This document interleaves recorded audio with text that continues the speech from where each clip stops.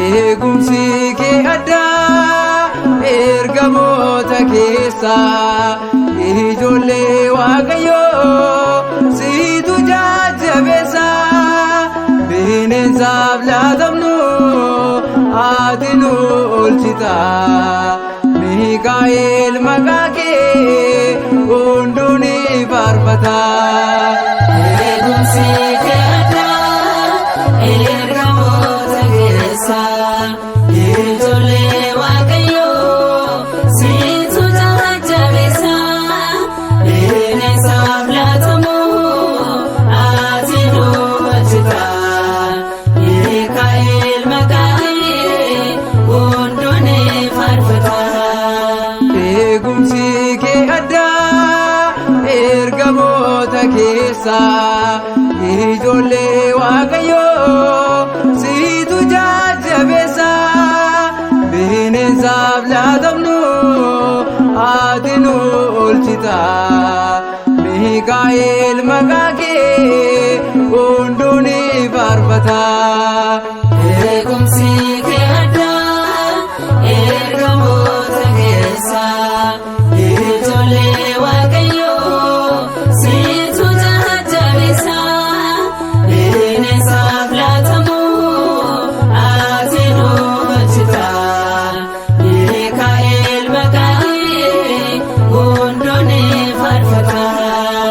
Buufatee hin kufu namni siin abdatee afaan leencaa keessaa siitu na baafatee warqeerraa naaf jaaltee narraa jaalakkistee ergamaa dukkanaa narraatii calaastee.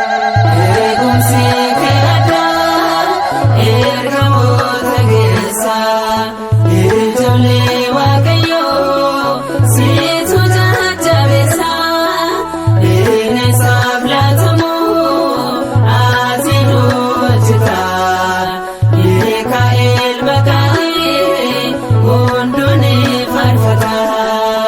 Galaanni nun nyaatu maqaa kee waammannee abdiidhaa kaffalaa nu toosii godhannee Waaqni siin nuuf kennee eegaa nuuf taasisee kanaaf fakkeenyaa si waamaa jallisee.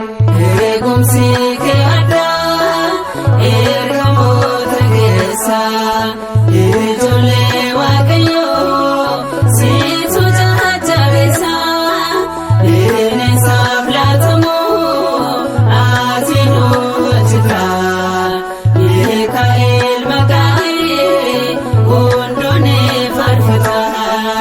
Kan kee ajaa'iba ergamaa Mikaa'el siitu na qaqqabee akka Daani'el eessatti argama eegaan akka kiree diinaan booji'amu siitu na baraaree.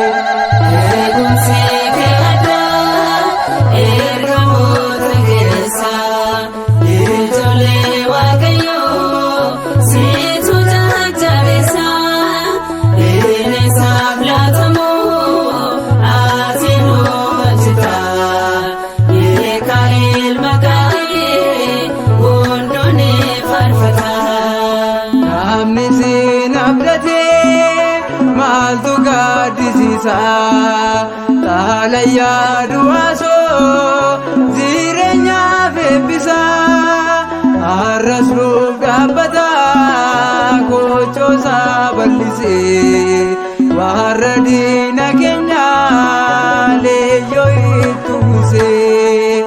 Eegumsi kee addaa ergamoota keessaa ijoollee Waaqayyoo siitu jajjabeessa bineensaaf laatamu ati nu hojjeta Mikaa'el maqaa kee hunduu ni faarfata. Eegumsi kee addaa ergamoota keessaa.